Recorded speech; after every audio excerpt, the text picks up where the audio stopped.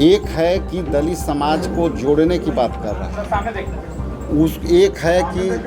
एक है कि केवल सत्ता के लिए काम कर रहा है। ये चुनौती हो सकती है, लेकिन यदि विकल्प उनके सामने नहीं होगा तो ये बटा हुआ देख रहा है, लेकिन वो सत्ता में है उन्हीं के बदौलत।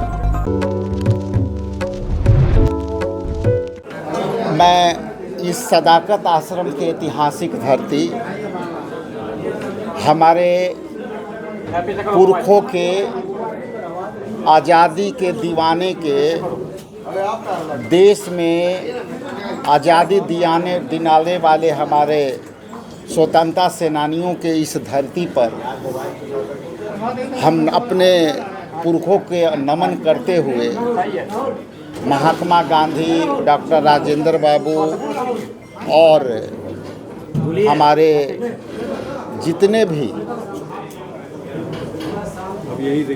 विरासत रही है कांग्रेस के, चाहे नेहरू जी, मैं उनके नमन करते हुए सबसे पहले मैं आप सभी को धन्यवाद देता हूं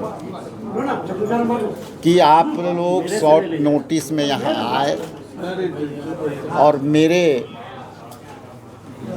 जो हाई कमान के निर्देशों को सुनने के लिए यहाँ आए हैं। तो सर्वप्रथम मैं अपने आप ही सबके चैनल के माध्यम से अपने नेता, न्याय योद्धा श्री राहुल गांधी जी एवं हमारे राष्ट्रीय अध्यक्ष मल्लिकार्जुन खड़गे जी और हमारे जितने भी नेता हैं, चाहे केसी वेणुगोपाल जी हों, आपके कृष्णा अलवरू जी हों, सुशील पासी जी हों, शहनवाज जी हों और हमारे प्रदेश अध्यक्ष जो एमपी साहब डॉक्टर अखिलेश प्रसाद जी हों, ये सभी के समर्थन से, सहयोग से मुझे ये अवसर मिला है ताकि हम जनता के सेवा कर सकें।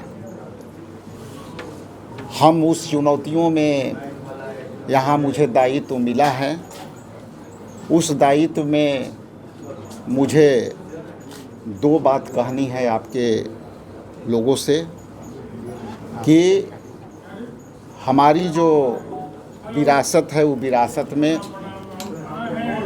हम लोकतांत्रिक पार्टी हैं और हम राजनीतिक पार्टी हैं। उसके राजनीतिक पार्टी को जिस तरह से जनहित से जोड़ने की मामला है, उनको कैसे जोड़ें।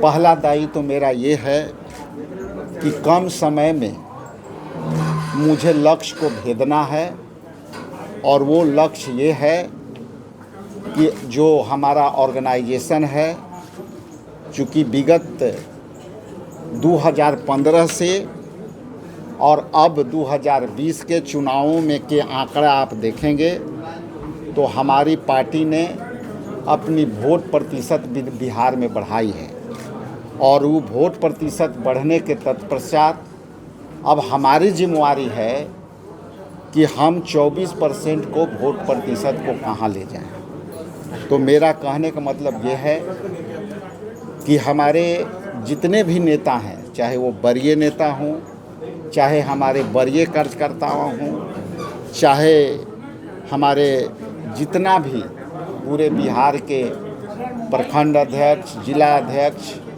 उनके सहयोग से हम जनहित के मुद्दे लेकर के चलेंगे।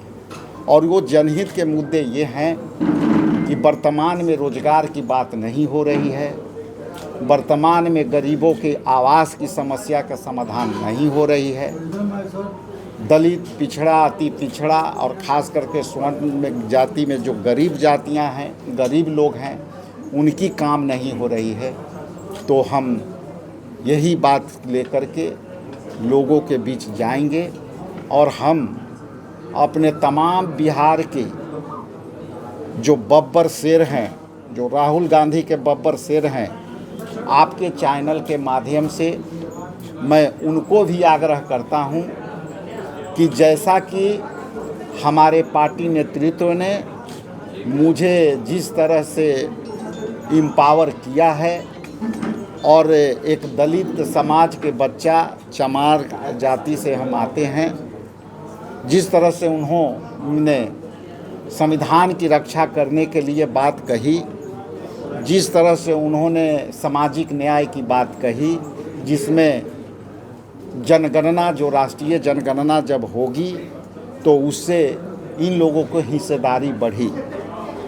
कई लोग ये हमारे नेता से पूछते थे, जानते थे, और हम लोग से भी कहते थे कि आप जो दलितों के हिस्सेदारी के बात कह रहे हैं, वो हिस्सेदारी की शुरुआत नहीं हुई है।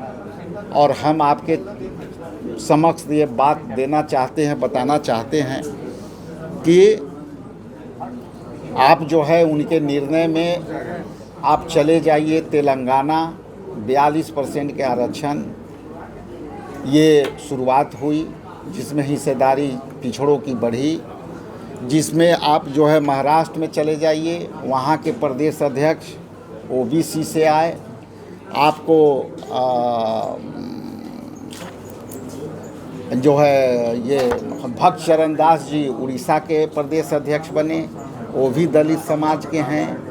और यहाँ हम बने, हम ही दलित समाज के हैं। तो राहुल गांधी जी ने जो कहा था कि हम जो पिछले पंक्ति के जो लोग हम लोग हैं, वो पिछले पंक्ति के लोग को हम हिस्सेदारी देते आए हैं, अब इनके हाथ में हम सत्ता देने जा रहे हैं। और उसकी शुरुआत की वानगी आपको देखने को है। इसके अतिरिक्त यदि आपका कोई सवाल हो तो मैं सहर्ष स्वीकार करूंगा। निवेदन ये होगा कि आराम से पूछिए, सबको मौका मिलना चाहिए। यदि आपके पास समय है उस प्रश्न करने का, तो मेरे पास उत्तर देने का भी पूरी समय है। ये आप पर निर्भर करता है। राजेश जी, दलित समाज बिहार की राजनीति में, जिस समाज की आप बात कर रहे हैं, वो समाज में दो चीज़ देखना होगा। आपका इशारा किस तरफ है, तो उसी इशारे से मैं बात कर ले रहा हूँ। एक है कि दलित समाज को जोड़ने की बात कर रहा है, एक है कि केवल सत्ता के लिए काम कर रहा है, और एक है कि वो सत्ता में हिस्सेदारी की बात कर रहा है। हम आने वाला समय में, जैसा कि मैं बार बार कहता हूँ कि दलित समाज का 18.65% उनकी संख्या है, और उस संख्या के बाद अल्पसंख्यक समुदाय के भी लगभग 18 से 19% है, और पिछड़ा अति पिछड़ा आप जोड़ लेंगे तो करीब 36% का है। आपने ठीक कहा कि ये चुनौती हो सकती है, लेकिन यदि विकल्प उनके सामने नहीं होगा तो ये बटा हुआ देख रहा है, लेकिन वो सत्ता में है उन्हीं के बदौलत। तो यदि उनको विकल्प के रूप में दिखेगा तो वो भी जानते हैं कि हमको अवसर कहाँ मिलेगा। सर 25 का चुनाव है, क्या स्ट्रेटजी होगी गठबंधन को लेकर, सीट शेयरिंग को लेकर? देखिए, ये जो सवाल है चुनाव से संबंधित, चुनाव तो हर 5 साल पर होता है, और जब हर 5 साल पर होता है तो कई चुनौतियां सामने होती है। और जो आप जो सवाल कर रहे हैं, उसका सवाल का उत्तर ये है कि अभी ये जो सवाल है प्री मैच्योर्ड है। अभी चुनाव कल परसों नहीं है कि इसको जवाब हम लोग देना उचित समझे। आने वाला समय में जब इस तरह की बातें आएगी तो आपको भी बताई जाएगी, और जो भी निर्णय होता है हमारे के यहाँ, चूँकि अखिल भारतीय कांग्रेस कमेटी आंतरिक लोकतंत्र है, और किसी भी तरह का फैसले CWC लेता है, तो जो फैसले उनके आएंगे उस समय वो आपको पद बताया जाएगा। कांग्रेस कितनी सीटों पर लड़ेगी? हमारा विषय अभी वो नहीं है कि हम कहाँ और कितना पर जाएं। हमारा अभी विषय है कि कम समय में हमको कैसे अपने जो है जनहित को मुद्दों के लेकर के जो है जनता में जाएं, जनहित के मुद्दे को लेकर के अपने वर्करों से जोड़ें। तो ये हमारे पास चुनौती है। एक क्वेश्चन और राजेश जी, आप दिल्ली में पूर्व प्रदेश अध्यक्ष से मिलने के उनके आवास पे भी आप भी कह रहे हैं कि सभी सब कुछ ठीक ठाक है, अभी मुलाकातें भी हो रही है। ऐसा क्यों लग रहा है कि आपको दो मोर्चे पे लड़नी पड़ेगी? एक तो जो प्रदेश से केंद्र ने जो जिम्मेदारी दी है उसको लेकर के, और संगठन के अंदर है, क्योंकि पूर्व प्रदेश अध्यक्ष के पुत्र ने खुद ट्वीट किया कि जब नाश मनुष्य पे छाता है पहले विवेक मर जाता है। इस तरह कोटेशन आया उनके अकाउंट पे, इसको क्या समझा जाए? क्या कांग्रेस में आपको अंदरूनी लड़ाई भी लड़नी पड़ेगी? देखिए ऐसा है, हम समझ गए। दलित समाज की आप बात कर रहे हैं, जहाँ से आप आ रहे हैं, आप जान रहे हैं कि कांग्रेस के अंदर एक लंबे दशकों के बाद आपके जैसे व्यक्ति को या इस समाज को एक मौका मिला है। क्या लगता है कैसे स्थापित कर पाएंगे? देखिए ये जो है, हम तो पहली बार तो हम वो देखे नहीं हैं, लेकिन आपकी बातों को मैं मानते हुए ये बताऊंगा कि बहुत सी जो शेर शायरी है ना, वो हर जगह लागू नहीं होती है।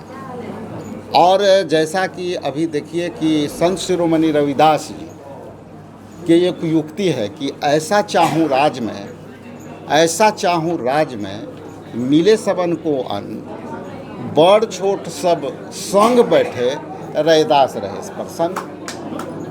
तो ये शहर का जो इनकी युक्ति है, इसका मायने बड़ा है, लेकिन जो चीज़ आप सुन के बता रहे हैं उसको समझने से, आप उस युक्ति को जब समझेंगे तो उस कई तरह का परिभाषित करेगा, उसका डिफरेंशन कई हो सकता है।